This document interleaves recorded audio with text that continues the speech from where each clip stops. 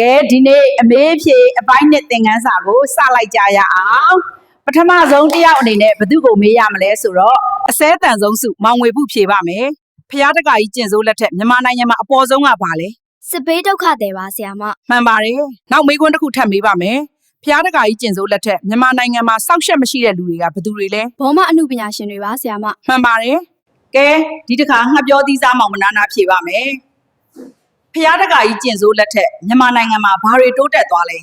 ကုန်ရင်းနှုန်းနဲ့လူမှုဒုက္ခပါဆရာမမှန်ပါတယ်နောက်တစ်ခုမေးပါမယ်နေဘူးတော်မှာကျင်စိုးမအေလို့တဲ့ဖရားရဲ့ဘွဲ့အမိကဘာလဲစမိုင်းလင်းပါဆရာမမှန်ပါတယ်မြန်မာနိုင်ငံမှာဖရားเจ้าကံပေါ်များသလိုနောက်ထပ်အပေါ်များဆုံးအရာကဘာလဲလက်နက်ကင်တက်ဖွဲ့ပါဆရာမမှန်ပါတယ်ကဲဒီတစ်ခါအမြဲတမ်းစစ်မောင်သားစစ်ကိုမေးပါမယ်မြန်မာနိုင်ငံမှာစော်ကြည့်ပြီးစော်3-4ယောက်တစ်ပြိုင်နက်ထားခြင်းဘယ်လိုလုပ်ရပါသလဲ PDF လုပ်ရပါတယ်ဆရာမမှန်ပါတယ်ကဲနောက်တစ်ခုထပ်မေးမယ်မြန်မာနိုင်ငံမှာအယိုးရင်းစားပြီးဟောင်ဆိုဟောင်ကိုက်ဆိုကိုက်တဲ့အဖွဲ့ကဘာအဖွဲ့လဲမျိုးချစ်အဖွဲ့ပါဆရာမမှန်ပါတယ်စောက်ပေါ်စတိုင်အောင်ခန့်ပိုင်ဖြေမယ်အောင်ခန့်ပိုင်ဖြေမယ်မြန်မာနိုင်ငံမှာနာမည်ကြီးဆက်လီဖြစ်ချင်ရင်ဘာလုပ်ရပါသလဲစောက်ပေါ်လုပ်ရပါတယ်ဆရာမမှန်ပါတယ်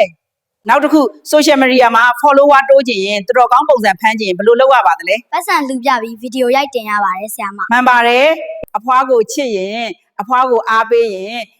အဖွားရဲ့ဖွားတော် AI ဆိုတဲ့ဒီ YouTube channel လေးကိုလည်း subscribe လုပ်အားပေးကြပါအောင်နော်